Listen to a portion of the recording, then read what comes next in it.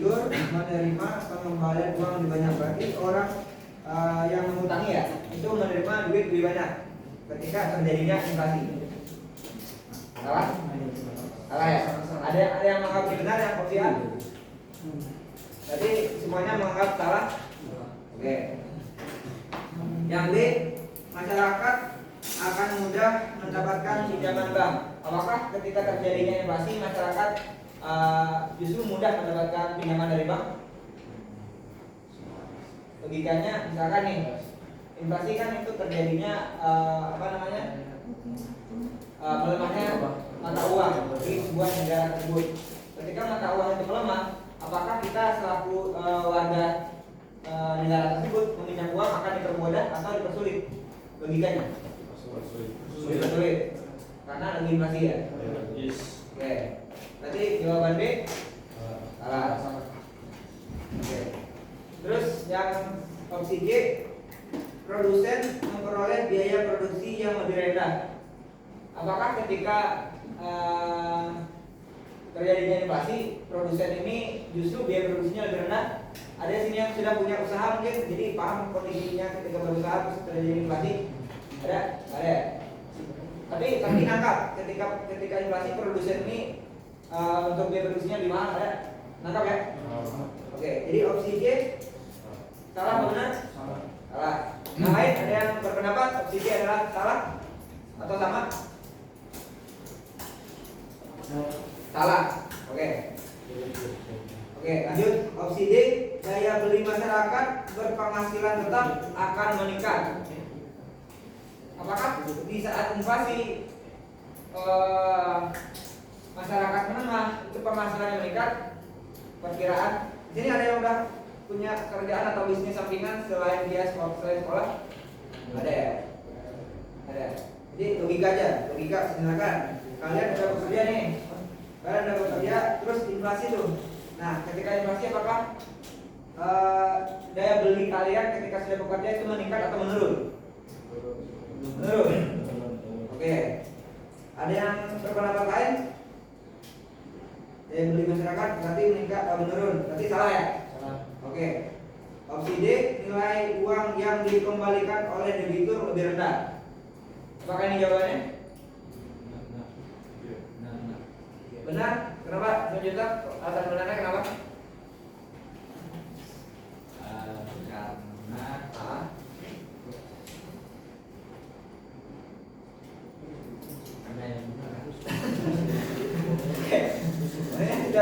Ketika memilih satu hal itu pasti ada alasannya ya. Bahkan kamu memilih sekolah ada alasannya dekat dari rumah. Bahkan memilih untuk suka sama perempuan pun ada alasannya negatif, baik dan sebagainya macamnya. Ketika memilih opsi E, alasannya? Ada yang ingin berpendapat? Silakan, kalau nggak ada yang salah, kita sama-sama belajar ya. Kenapa opsi E itu adalah opsi yang benar?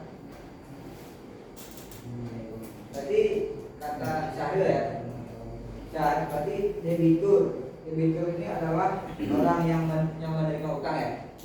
Oke. Debitur itu adalah orang yang menerima utang.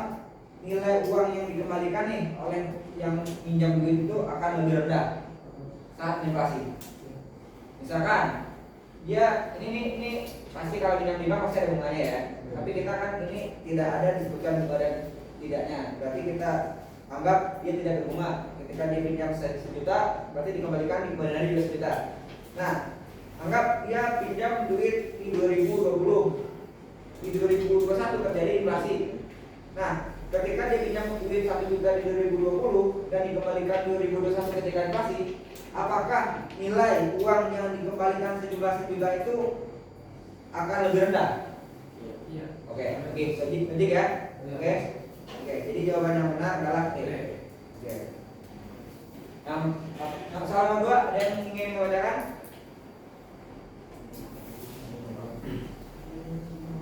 Kalau nggak lanjut yang sampingnya, yang kacamata. Siapa namanya? Lupa. Sorry. Siapa? Namanya siapa? Habib ya? Habib. Baca Habib. Oh, sorry. Jadi ada spidol ini konsep spidol ya, soalnya kan udah ada semuanya ya. Oke. Jadi itu menurut udah bisa baca kurvanya belum? Kurva nomor berapa itu udah bisa baca belum? Ada yang boleh satu orang untuk minta tolong di akhir spidol nggak? Ini ada. Ada.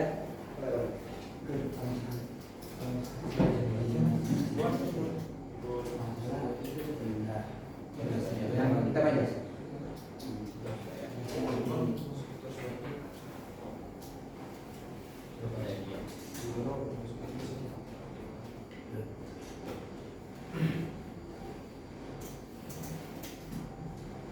Oke, kalau di dalam ekonomi kurva yang atas ini adalah price, harga.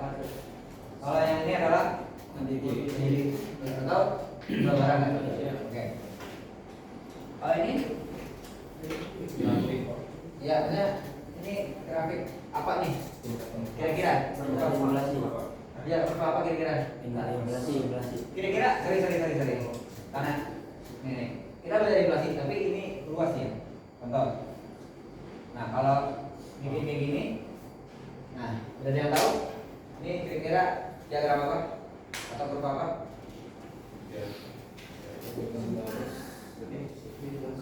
Ini.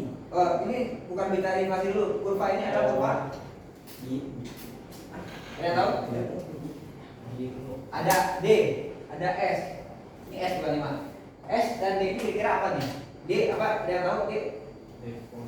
Bukan. D ada yang tahu pandangan dia apa?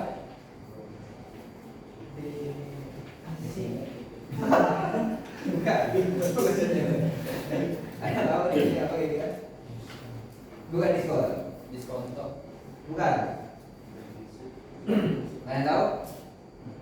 Oke. D ini adalah demand. Ada yang tahu artinya demand? Ada yang tahu? Gak ada yang tahu juga? Bahasa Inggrisnya demand? Ada tahu? Enggak. Tidak biru. Oh iya. Berarti belum ada yang belajar ini, belum dapat ini ya, permintaan penawaran di kepala belum? Udah lupa ya? Oh udah lupa. Oke, sekarang kita ingat lagi ya. Demand ini artinya sama dengan permintaan. Oke, berarti kalau udah tahu demand, tahu dong S ini apa? Tahu? Apa S? Supply. Oke. S.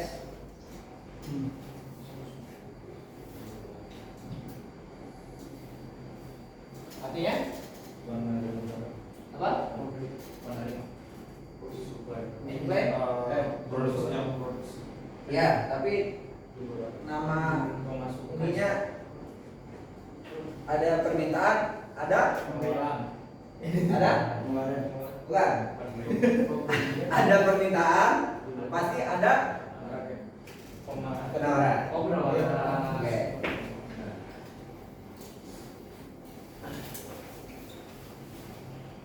Jadi ini adalah kurva demand dan supply ya. Jadi kita nggak belajar demand dan supply dulu, kita bahas soalnya aja. Oke. Oke, berarti, nah kalau dilihat di kurvanya, kalau ini kondisi ini disebut dengan gini ya. Awalnya gini. Nah, oke. Ini berarti P1 nya sini, terus ini P1. Nah, terus pertemuan titik antara supply dan demand ini namanya istilahnya E. Ada yang tahu E?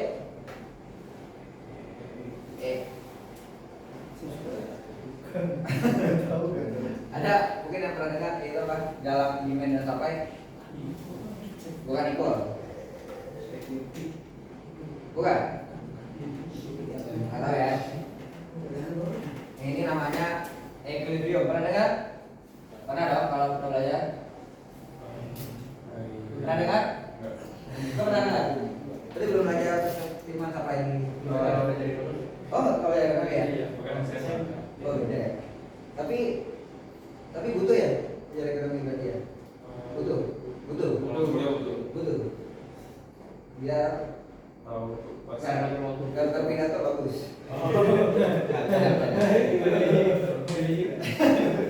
Equilibrium ini adalah harga pasar. Ya, harga pasar. Harga pasar ketika titik temu antara supply dan demand. Jadi ketika demand kan dari sudut pandang pembeli, ya. Jadi kita mau beli motor, ya kan 1, 2, kan 10 orang ini mau beli motor 5.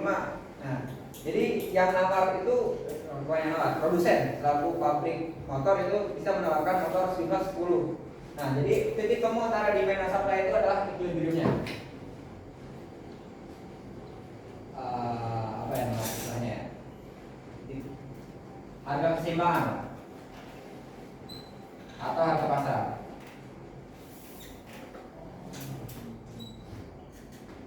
Oke, udah mulai ya ini ya equilibrium apa ya? Oke. Nah, ini di awal. Nah, terus terjadilah pergeseran antara yang D, kurva D, ya kan? Nah, sedangkan kurva yang S tetap.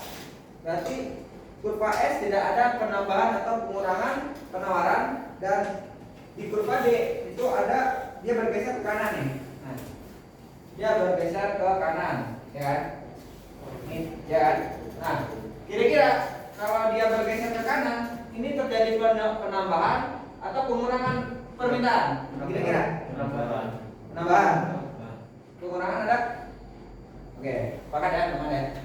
Nah, jadi kalau semisalkan kurvanya itu ke kanan, berarti dia penambahan. Sebaliknya kalau kurvanya ke kiri, berarti pengurangan. Nah, begitupun juga dengan supply. Jadi kalau supply ini dia pokoknya ke kanan dan ke kiri, tidak melihat ke bawah dan ke atas. Nah, kalau supply dia bergeser ke sini. Nah, teman ke kanan ya. Tekan nih, misalkan nih. Nah, itu dia akan bertambah jumlah penawarannya. Kan kalau kita lihat dari diagramnya tuh, dia ke bawah berarti dia turun, bukan? Kita lihatnya dari sudut kiri dan kanan ya. Oke. Lanjut untuk soal, berarti ketika terjadi pergeseran antara D1 di sini dan D2 di sini, nah, jadi equilibriumnya akan juga berganti. Nah, otomatis di sini anggap aja P1-nya itu, anggap ya, P1-nya ini adalah 5. Tapi karena ada penambahan jumlah permintaan, anggap aja P2-nya ini menjadi 7. Berarti harganya naik, boleh. Begitupun kuantitas yang diminta otomatis bertambah ya. Oke. Nah, jadi udah bisa ya baca kurva ya. Oke. Jadi kita balik ke opsinya. Yang dulu ya. Oke, jadi kita ke soal nomor 2 ya. Oke. Kurva di atas merupakan kurva yang dapat menggambarkan inflasi yang disebabkan oleh A, dorongan biaya. Ada yang sepakat kalau kurva tersebut terjadi karena adanya dorongan biaya? Ada yang beli ini? Saya apa namanya tadi? Rais. Berarti terjadinya perpindahan kurva di 1 ke 2 atau penambahan jumlah permintaan itu terjadi karena dorongan biaya. Kenapa Rais? Saya juga sebenarnya kurang tahu, cuman kayak lihat dari grafik itu kan dia tuh kayak naik kan, jadi saya kira itu dorongan biaya. Saya cuma ini sih. Kalau Rais berpendapat karena ada grafik yang naik. Iya. Tapi belum grafis ya. Rais tahu kalau ini adalah kurva permintaan dan penawaran. Oke. Sebenarnya belum tahu sih. Jadi Rais jawab dorongan biaya. Ada yang sama? Nggak ada? Ya, jadi kita tampung dulu ya karena ada yang menjawab. Kita tampung dulu. Terus yang opsi B, karena ada kebijakan tingkat diskonto? Ada yang menjawab? Ada yang tahu? Diskonto apa? Pernah belajar diskonto? Ada? Kebijakan tingkat diskonto. Tingkat diskonto ini ketika kalian membeli saham atau surat-surat berharga, nah itu ada tuh persentase dari selisih antara pembelian dan yang didapatkan, itu diskonto. Nah, kira-kira dari kurva tadi ada nggak kebijakan tingkat diskonto? Ada yang jawab? Nggak ada, nggak ada. Oke. Kalau nggak ada, berarti kita simpulkan yang ini salah ya. Terus yang D, kebijakan cadangan minimum. Maksudnya apa nih? Kebijakan cadangan minimum. Ada yang tahu maksudnya apa? Kebijakan cadangan minimum? Cadangan apa nih? Cadangan solar kah? Pertalite kah? Atau Pertamax kah? Ada yang tahu? Kebijakan cadangan minimum ini apa sih yang dicadangin? Atau oleh kan dicadangin karena cedera? Ada yang tahu? Coba ngomong aja. Ya kan, kita kan soalnya kan tentang inflasi. Nah, kalau inflasi, kebijakan cadangan minimum ini apa sih pengaruhnya dengan inflasi? Gak ada yang tahu ya? Gak ada yang ingin berpendapat? Oke, berarti kebijakan cadangan minimum ini kan, ini maksudnya itu ketika inflasi kan tadi udah sama-sama tahu ya, karena terjadinya pelemahan nilai mata uang di suatu negara tersebut. Nah, ketika berbicara uang, otomatis di sini adalah kebijakan cadangan terkait uang. Nah, logikanya, ketika inflasi berarti uang yang ada di negara tersebut rupiah beredar banyak atau sedikit? Sedikit. Ada yang banyak? Enggak ya, oke. Oke, ini kita lihat benar nggak kalau misalkan inflasi itu terjadi karena peredaran uang itu sedikit. Oke, belajar demand dan supply. Nah,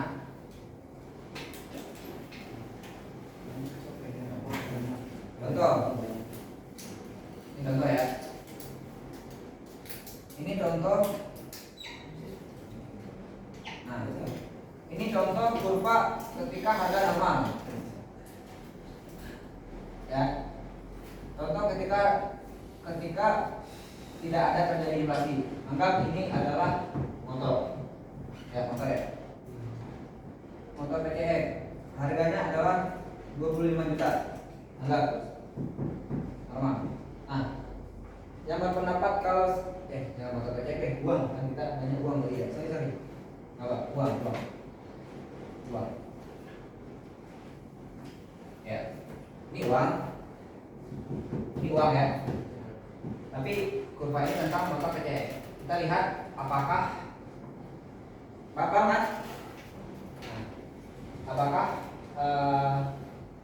peredaran uang yang banyak atau sedikit mempengaruhi harga PCX. Oke, ini harga yang normal 25 juta nih. Nah, tadi yang berpendapat kalau inflasi itu adalah sedikitnya di mata uang. Siapa?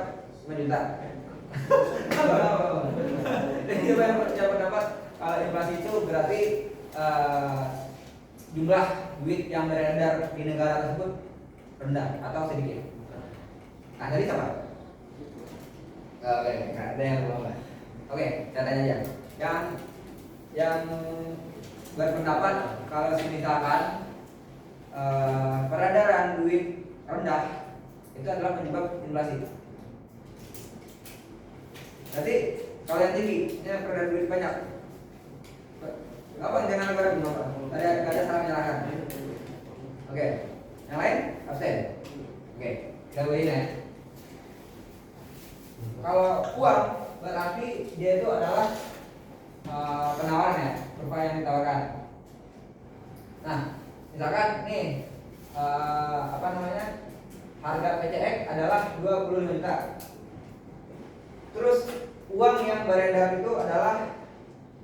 anggap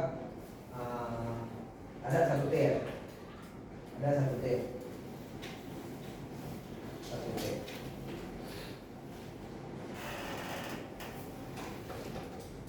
Oke. Nah, nambah nih.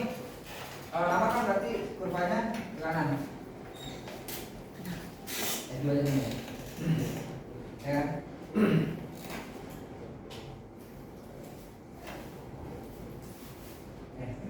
Sorry. Ini kan dia uang ya. Uang itu berarti dia permintaan terhadap demand. Sorry.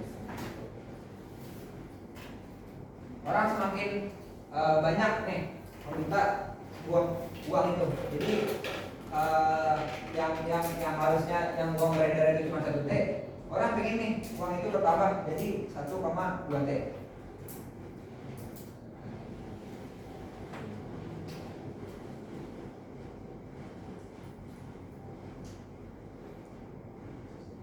Ini duit yang beredar jadi 1,2 T. Nah, ini ketika inflasi harga pendek jadi 27 juta. Nanti ketika inflasi duit yang beredar di masyarakat sedikit apa banyak? Nah, oke. Ada yang mau foto dulu sebelum itu? Ya balik ke awal ya.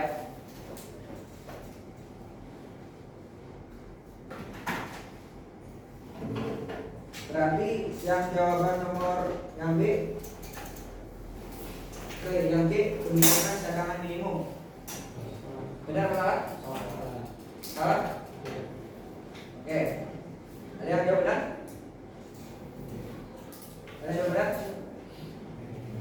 Ada? Oke. Karena ada kita masalah. Terus yang D, kebijakan harga minimum.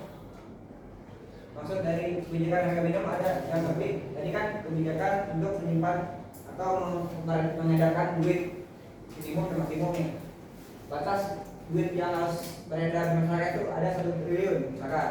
Nah, terus yang opsi D, kebijakan harga minimum. Ada yang tahu maksudnya kebijakan harga minimum itu seperti apa? Mempengaruhi inflasi. Ada yang ingin berpendapat? Silakan. Oke, jadi kalau tidak ada, kebijakan harga minimum itu adalah sebuah ketetapan harga yang dibatasi oleh pemerintah. Jadi misalkan harga PCX yang tadi ya, PCX itu harganya adalah 25 juta. Nah, tapi karena banyak tuh yang minta harga PCX, minta PCX, otomatis ketika permintaan naik, harganya kan naik. Nah, ketika hal itu terus berlanjut, otomatis akan terjadi inflasi terhadap harga PCX tadi kan. Nah, makanya perlu peran pemerintah untuk menentukan harga minimum nih. Jadi dibatasin harga PCX boleh 27 maksimal. Ini minimum ya. Oke, berarti minimum kebalikannya. Nah, minimum adalah harga PCX ini adalah 224 misalkan, nggak boleh rendah lagi. Apakah benar? Tidak. Ada yang benar jawabnya? Ada? Oke, tidak. Opsi E. Kalau nggak ada berarti kita akan salah ya. Opsi E, tarikan permintaan. Betul? Yang nggak betul siapa? Tunggu Yudis. Kenapa? Yudin. Yang punya alasan, Yang mau sebentar. Mau alasannya kenapa? Jawabnya dia. Karena kalau dilihat dari kurva itu kan Yang mana yang mana? Atau boleh maju juga Bos? Nggak ada. Mana? Coba. Introvert. itu kan D1 itu kan awalnya Ya, di satu ini nih. ya karena adanya karena semakin banyaknya permintaan itu jadi permintaannya itu semakin naik itu kan, jadi makanya ada di dua itu. Jadi kan kalau kata kakak tadi inflasi itu dipengaruhi karena tingkat permintaan kan. Kalau ke ya kalau ke atas itu berarti makin banyak permintaan, kalau kurvanya di bawah tuh makin turun permintaan. Jadi karena lihat dari kurvanya itu dia ke kanan. Oke. Boleh bantu jawabannya ya? Iya. Ini mungkin maksud si maju target itu adalah kalau penyebab inflasi banyak, tapi kan yang diminta soal ini penyebab inflasi berdasarkan grafik ya, kurva. Nah, jadi maksud dari si maju target itu mungkin dari perpindahan D1-nya menjadi D2, menjadi D2, ya. Nah, yang awalnya itu harganya di 5, tapi banyak nih orang yang minta kecek tadi tuh, misalkan ya. Terus jadilah tuh perpindahan kurva demand ke kanan. Kalau ke kanan berarti terjadinya peningkatan permintaan. Nah, otomatis ketika permintaan naik, nah yang terjadi adalah bukan inflasi dulu, berarti peningkatan harga otomatis karena si supply-nya ini tetap kecuali misalkan si supply ini juga bertambah, otomatis bisa tuh imbang, jadi harganya tetap stabil. Nah, jadi yang dari kurva ini berarti inflasi disebabkan oleh permintaan. Oke? Jadi inflasi itu kan terjadinya penurunan nilai mata uang di suatu negara. Ini terjadi karena penambahan permintaan. Oke. Ada yang ingin ditanyakan? Oke. Kita lanjut ke halaman 3. Ada yang ingin baca? Halaman 3. Baca dulu. Ya. Sebagian besar produsen gadget di Indonesia mengandalkan komponen elektronik dari luar negeri. Apabila terjadi kenaikan harga microchip asal Taiwan, maka dapat diprediksi di dalam negeri akan terjadi. Oke. Yang A, domestic inflation. Ada yang jawab? Ada yang ngerti nggak? Maksudnya domestic inflation ini apa nih? Oke, kanan. Nggak mau ngomong kanan. Nggak malu. Itu di dalam Berapa? daerah itu doang. Ada yang tadi banyak? Domestic inflation maksudnya? Ya, saya yang jawab.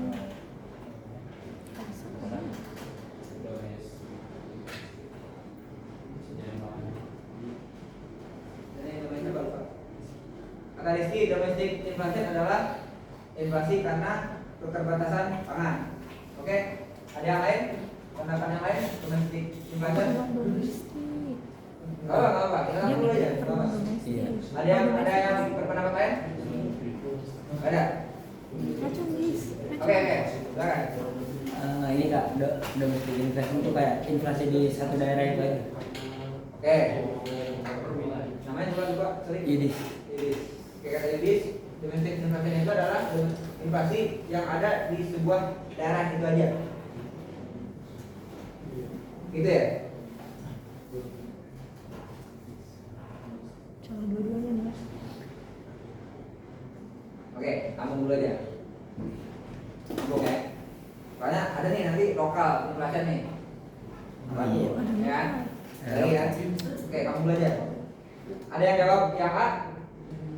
Ada yang jawab? Nggak ada? Oke, jadi opsi A salah nih. Kalau nggak ada yang jawab ya. Terus yang B, galloping inflation. Apa tuh galloping inflation?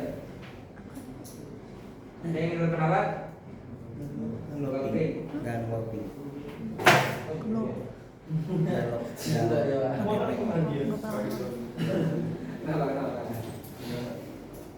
Ada? Nggak ada? Oke, galloping inflation ini adalah inflasi menengah.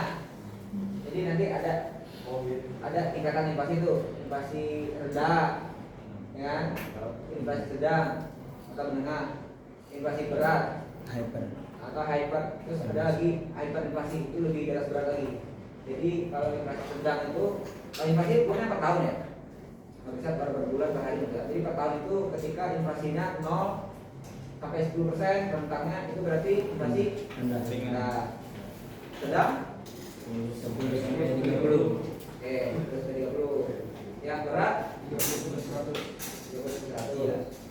Yang hyper oke, benar. Terus ada yang berarti kalau inflasi adalah inflasi menengah. Ada yang menjawab opsinya jawabannya adalah B? Ada? Ada, ada salah ya. Terus yang C, imported inflation. Apa itu imported inflation? Kenaikan harga atau jasa di luar negeri. Kenaikan harga atau jasa di luar negeri. Oke. Mulai. Oh. Penjelasan. Itu hampir sama jawabannya. Terus ngomongin aja itu kenaikan harga barang di luar negeri, terus itu mempengaruhi aktivitas importer di dalam negeri. Jadi pas membeli barang dari luar negeri, saat di luar negeri ini terjadi inflasi itu jadi makin mahal. Oke, itu lebih tepatnya. Jadi kalau tidak benar tadi adanya kenaikan harga di luar negeri. Tapi kalau kita tidak membeli barang tersebut, nggak ada pengaruhnya sama kita. Jadi setelah ada aktivitas pembelian, jadi barang dari luar masuk kita beli, itu namanya impor. Nah itu berarti adanya imported inflation. Ada yang jawab? Ada? Jawabannya nanti ya. Oke, kita mau dulu ya. Nah, opsi D nih, local inflation. Apa tuh local inflation? Jadi menyebutnya adalah terjadinya inflasi di satu daerah tersebut, ya kan? Nah, apa bedanya sama local inflation?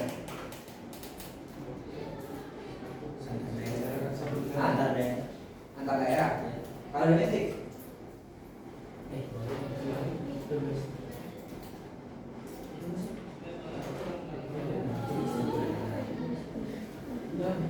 Apa bedanya domestik sama lokal?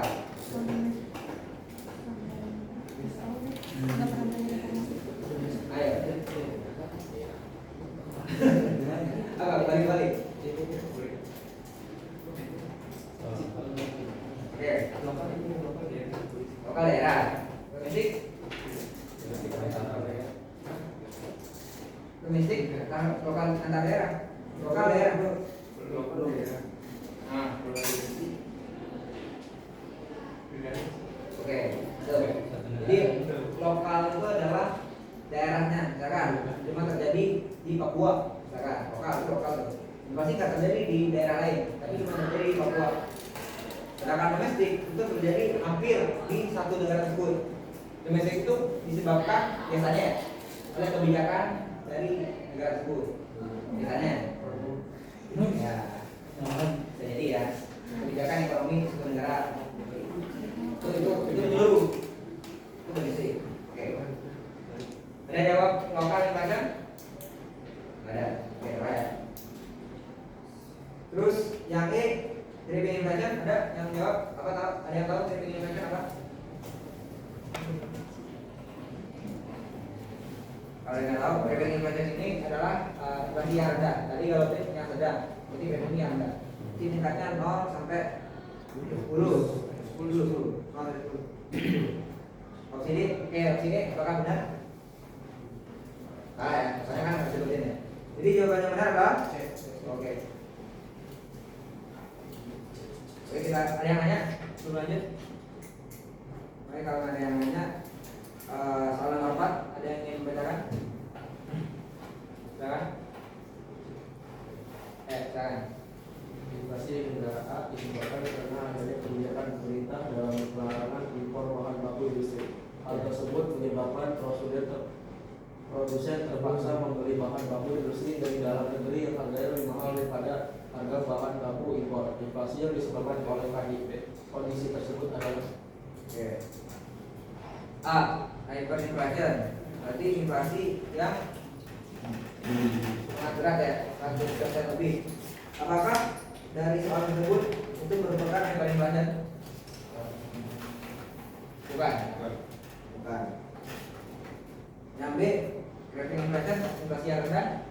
Apakah soal tersebut inflasinya menyebabkan inflasi yang rendah? Tidak juga. Kalau creeping inflation, inflasi yang sedang.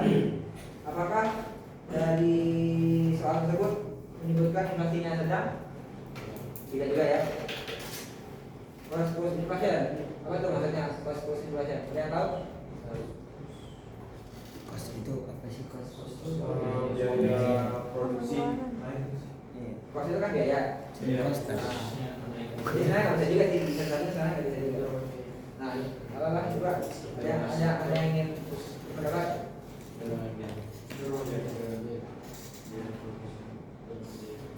Katakan. Apa? Nanti ya. Oke, kenaikan biaya produksi. Yang lain? Pasien itu apa? Ada? Oke, jadi benar. Pasien ini adalah kenaikan harga yang disebabkan adanya kenaikan harga produksi. Saya pusing. Yang jawab D, ada yang jawab D? Oke. Terus selanjutnya demand full inflation. Apa demand full inflation? Yang tadi ya sama dua ini. Kenaikan permintaan. Oke, jadi jawabannya benar.